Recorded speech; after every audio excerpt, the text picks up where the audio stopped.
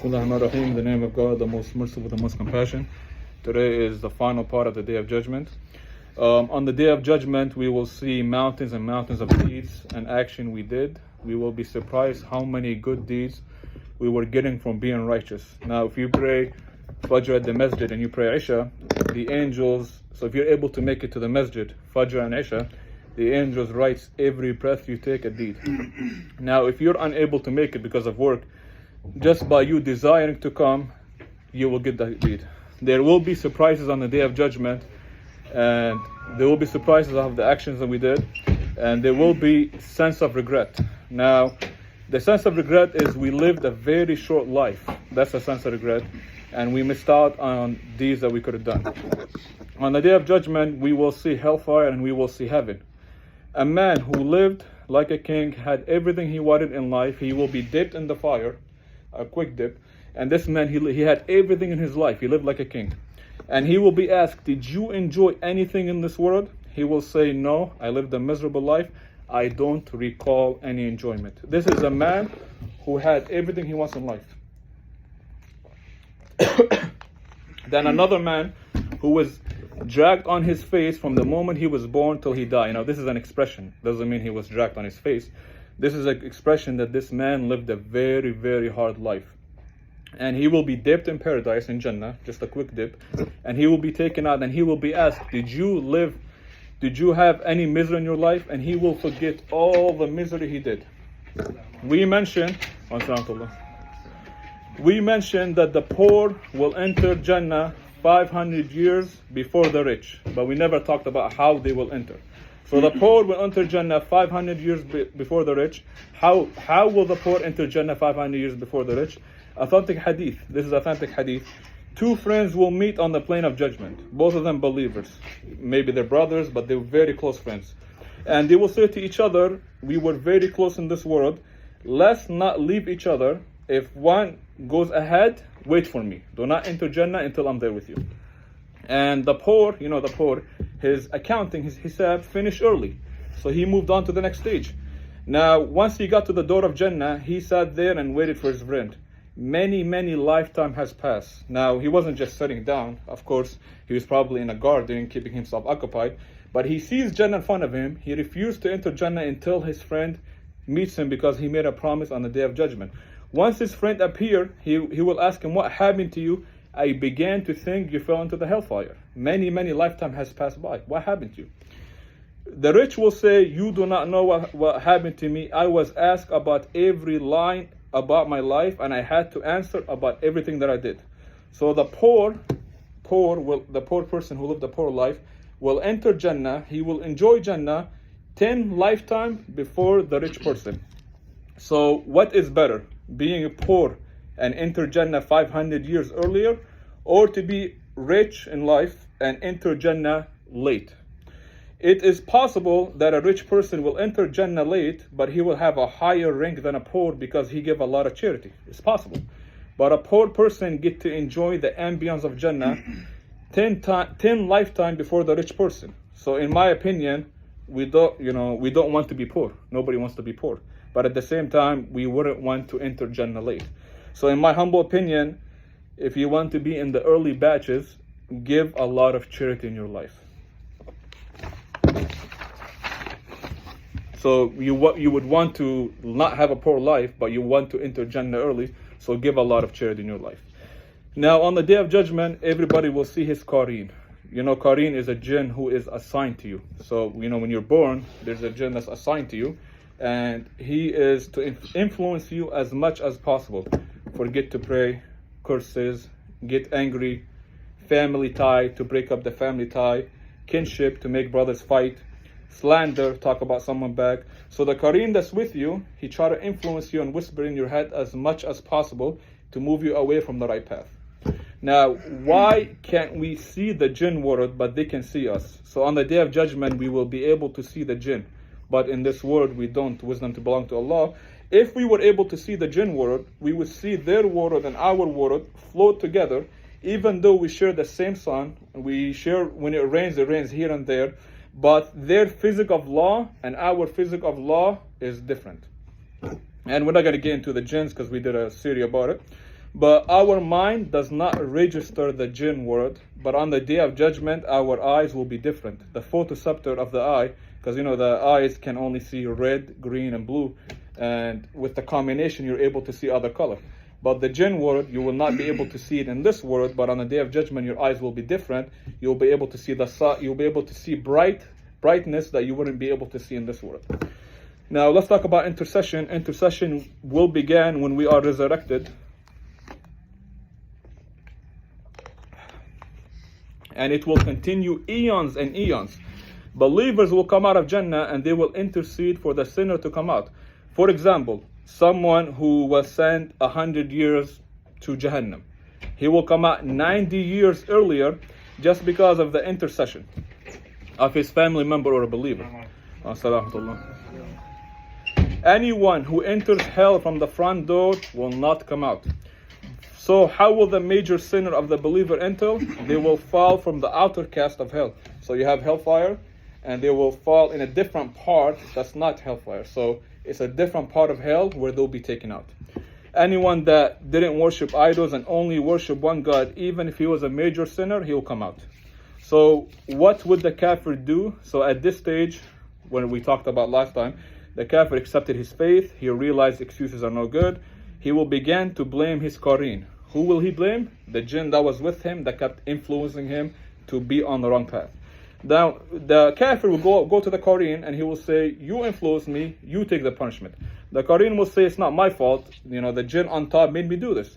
And then they will go to the jinn on top. And the one on top will say, it's not our fault. We were told judgment day will never happen. We were told heaven doesn't exist. We were told hell doesn't exist. And they will keep blaming each other until they get to Iblis. And everyone will gather around Iblis. And there's a verse in the Quran that talks about this khutbah. Iblis will give a khutbah. Iblis will give a ceremony, a khutbah, and he will say, I did not force you to follow me. I invited you to desire this world, and I invited you and you followed it. You worry about your punishment and I worry about mine. You were not zombies. You had brain. You could think. You made your choices and I made mine. I have to answer to my punishment and you worry about your punishment.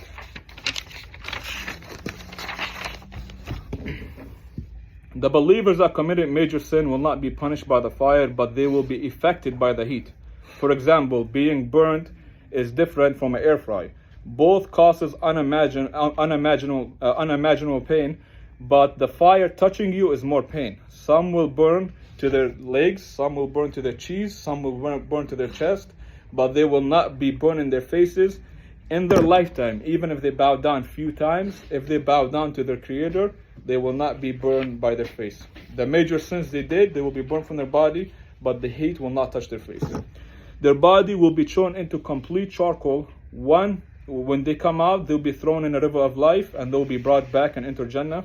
The last batches will be in there so long. So the last batches of the people that come out of the hellfire, they will be in there in so long, in a time we don't understand. Such a long time that we wouldn't understand how long it is. Their faces will be unrecognizable. If you see them, you will not recognize them even if you knew them, and you wouldn't know who they are. Now, why is hellfire eternal for the rejecter or the evil ruler who killed innocent? Why is hellfire eternal? Now, the answer to that is, if they lived an immortal life, so if an evil ruler, he lived forever, he will be evil forever. And if a righteous person was given a chance to live forever, he would live forever. So that's why paradise is forever, and that's why hellfire is forever. Allah knows humans are weak. Sometimes human, they're tempted with stealing, adultery, sinning. Now, if a person dies and he doesn't repent from these mistakes, he will be punished, but he will be taken out from the Allah mercy, and these sins are not punished eternal. These sins are not punished eternal. Now, we want to talk about the passage Al-A'raf. Now, Al-A'raf is a topic mentioned in the Quran. It discussed a lot among the scholars. The surah, this topic is called the A'raf. There's a passage that Allah describes. There is people on the day of after their judgment is finished. There are people that are not in hell, nor they are in heaven, and they're called the people of A'raf. Go ahead.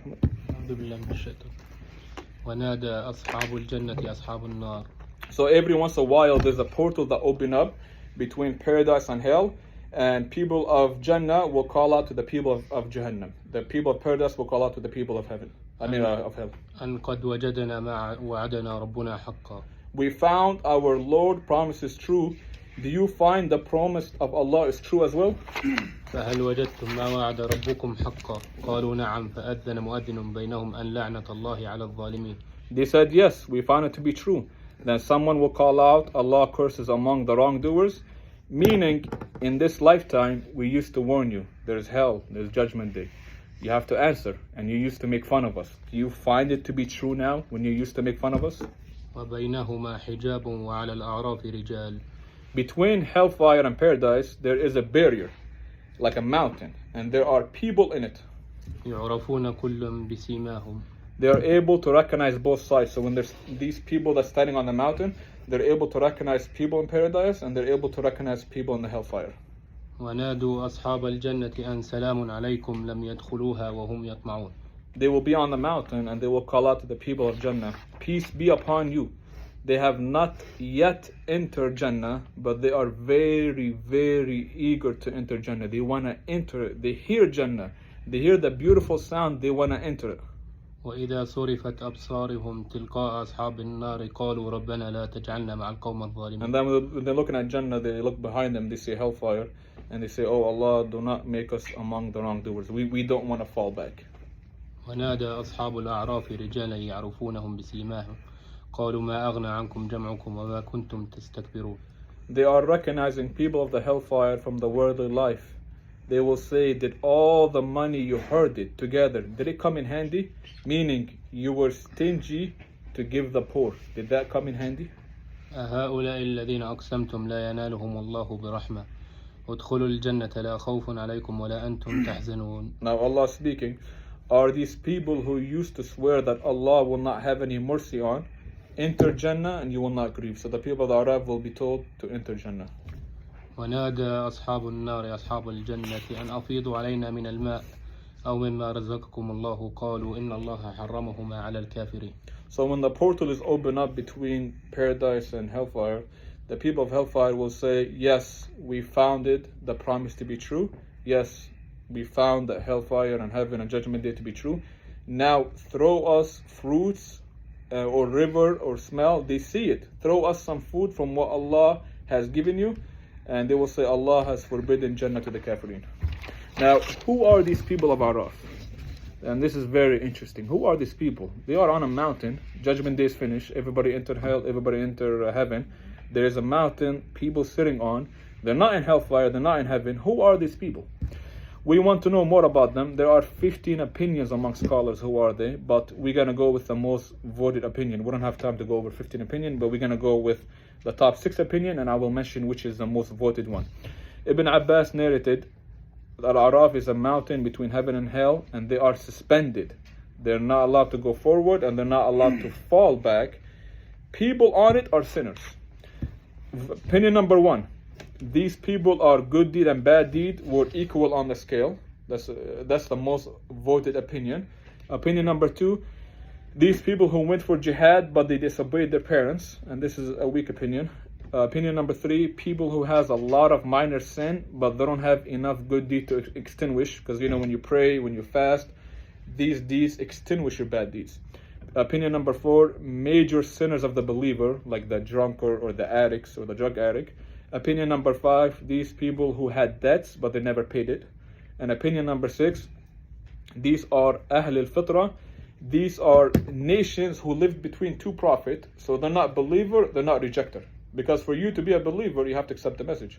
For you to be a rejecter, the message has to be there. So these people, for example, like the native Indian, they never had a prophet. So these people are not believer, not rejecter. They're not going to fall in heaven, they're not going to enter hell. This is opinion number 6. Now the most voted opinion is number 1.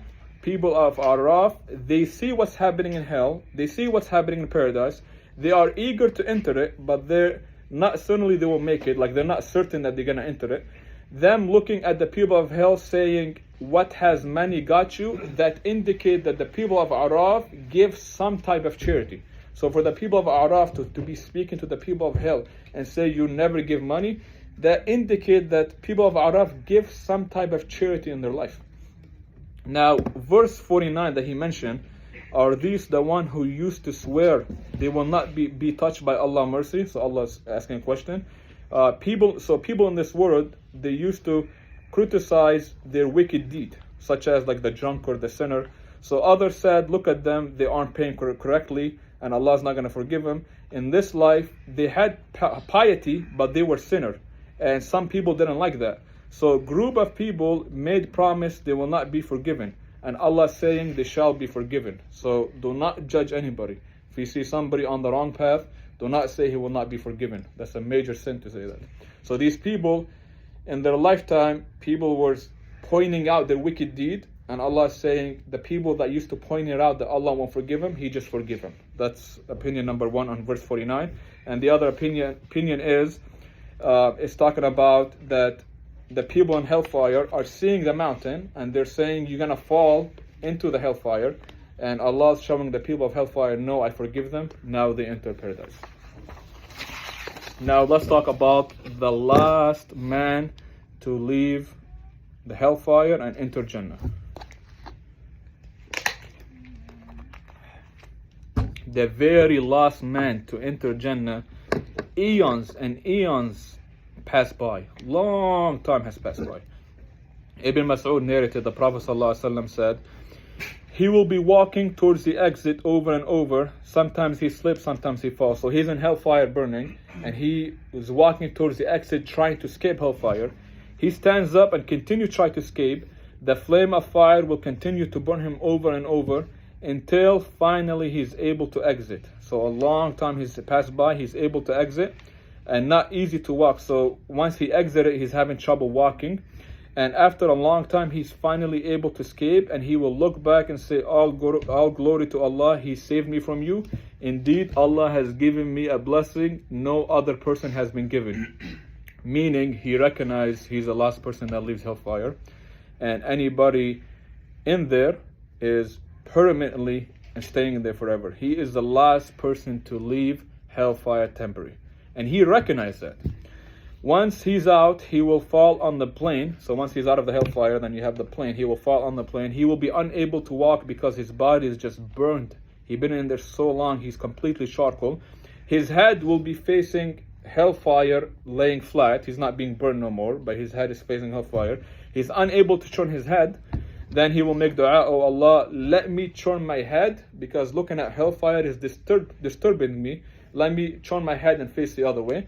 So Allah accepts his dua, and he will look in the other direction. Now, when he look at the other direction, he's from a far distance, he sees a tree.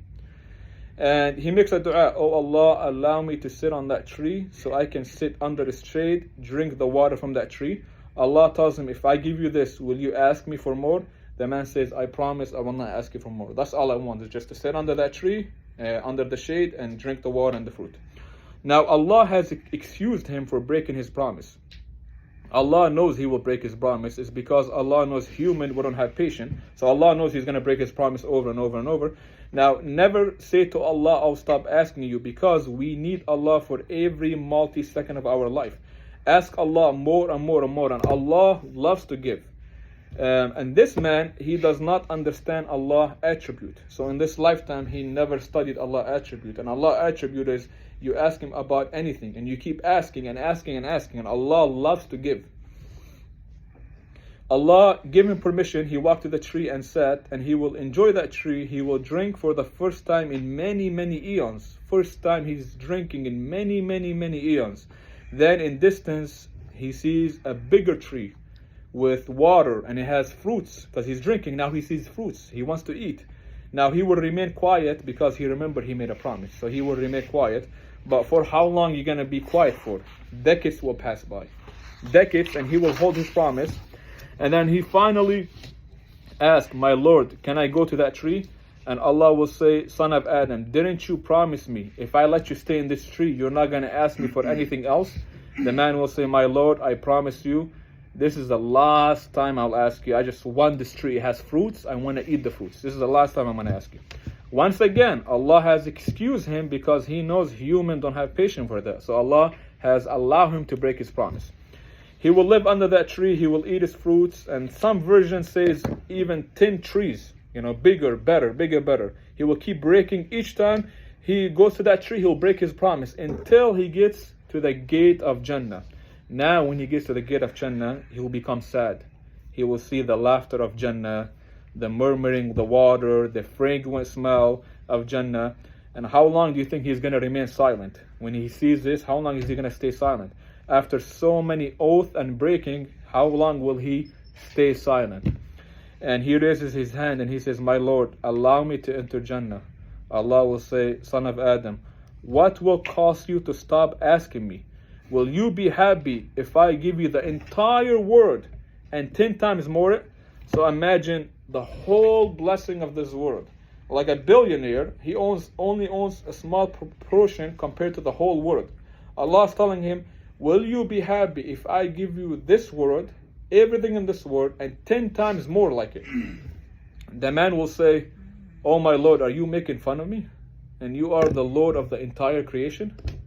You are the Lord of the entire creation and you making fun of me? Ibn Mas'ud, who was narrating this hadith, began to laugh. His student asked him, do you know why are you laughing? He said, the Prophet ﷺ told us Allah laughed at the impatience and the frustration of this man. We do not know how Allah laugh is, but it's a positive, pleasant. And Allah would respond, I'm not making fun of you. I am capable of anything I please, and you shall have this world and 10 times more like it. Now imagine, this is the last person to enter hellfire. This is the last person to enter Jannah. The last person to leave hellfire. What the people on top are they getting? He's getting 10 times more the world. Now the people in Jannah, when you go on top, ears has never heard, heart and mind do not conceive. So if this is the reward for the last person, imagine the people that entered early. What is the reward?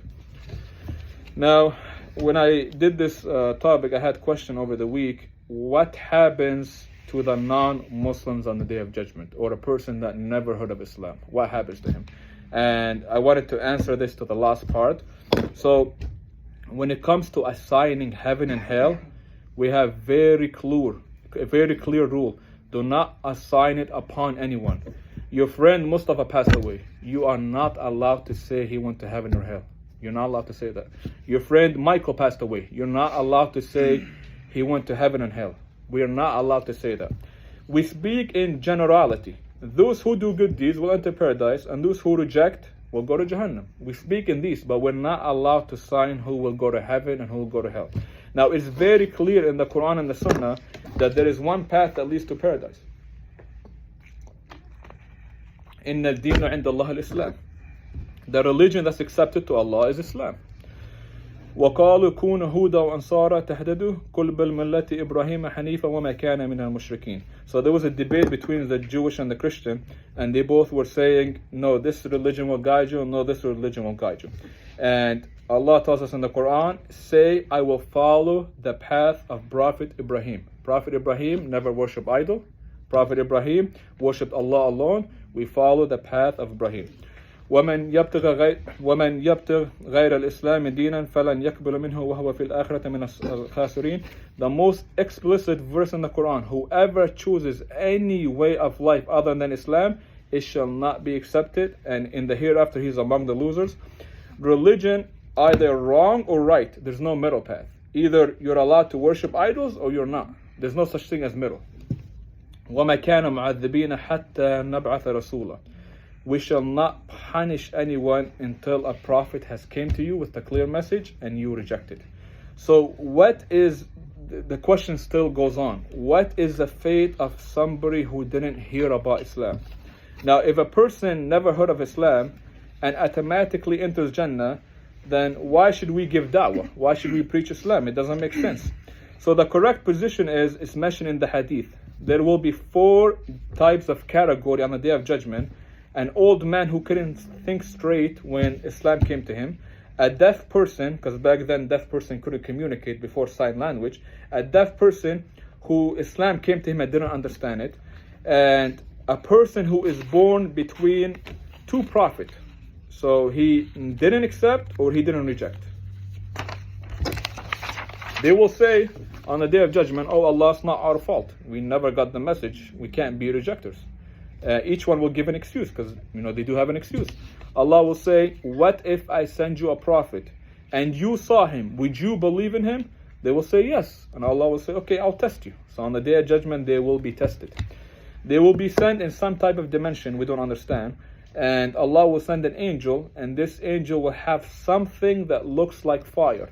And they will recognize that this is an angel from Allah. They're going to recognize it. And the angel will say, if you truly believe us, you will jump into this. For those who trust in Allah, they will jump and pass the test. And those who don't jump, the angels will keep coming back to them, like when person lives, how the message keeps coming back to him and he keeps rejecting. The angels will keep coming back to them over and over and over. And some group will tell the other group, do not jump, and these will be the ones who rejected. So the ones who doesn't jump is a person who lived a life that would reject. And they would encourage others not to jump. The point of the story is there will be groups that will be tested. Group who did not hear of Islam and lived a lifetime where there's no access to Islam, and the person will be tested on the day of judgment. So religion, either they're wrong or right, there's no middle path. You can't be both correct. Either it's okay to worship idols or it's not. There's no such thing as middle. So either it's okay to worship others or it's not. There's no middle ground. And we say the path is Islam, and that's what we preach, but we also realize there will be exceptions. There might be plenty of exceptions, but we never make an exception into a rule. So it is possible somebody who died as a non-Muslim and didn't have access to Islam, it's possible he will end up in paradise. Like the native Indians who never had a prophet sent to them, and they lived a righteous life. As long as they weren't killing and murdering, they lived a righteous life. Based on the hadith, we are hopeful for them. Based on what we just read, we have hope for them.